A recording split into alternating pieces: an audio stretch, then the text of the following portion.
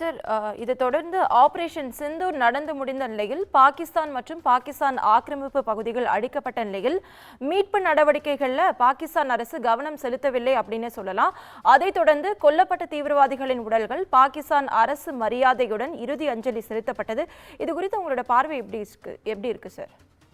இது தீவிரவாத எதிர்த்து தான் நம்ம அட்டாக் பண்றோம். தீவிரவாதிகள் யாருன்னு பார்த்தீங்கன்னா பாகிஸ்தானோட ஜூடோ அவங்களோட ஆர்மி பீப்புளே பலர் வந்து அந்த தீவிரவாதின்னு சொல்லிட்டு பண்றாங்க.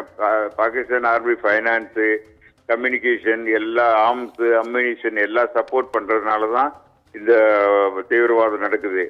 அங்க ஆன தீவிரவாதிகள் இறந்ததை கொண்டு போய் கொடுக்கும்போது மிலிட்ரி ஜெனரல்ஸ், நிறைய டாப் பொலிட்டீஷியன் பீப்புள் எல்லாம் இருக்கும்போது என்ன ஆகுதுன்னா, இது அவங்க ஒரு ஆள் இறந்துட்டாங்க, அதுக்காக ஆனர் பண்றாங்க, லாஸ்ட் ரெஸ்பெக்ட் கொடுக்குறாங்கன்னு அர்த்தம்.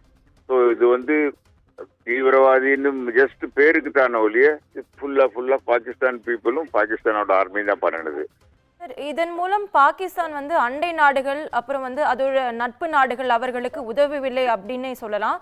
காரணம் வந்து பாகிஸ்தான் தீவிரவாதத்தை ஆதரிப்பதாலேயே அப்படின்னுமே நம்ம கருதப்படுறோம். இதையடுத்து பாகிஸ்தான் அரசு எடுக்க போடும் நடவடிக்கை என்னவா இருக்கும் சார்? பாகிஸ்தான் அரசு நடவடிக்கை மேக்சிமம் அட்டாக் பண்ணி பார்ப்பாங்க. இப்போ பலுச்சிஸ்தான் சைடில்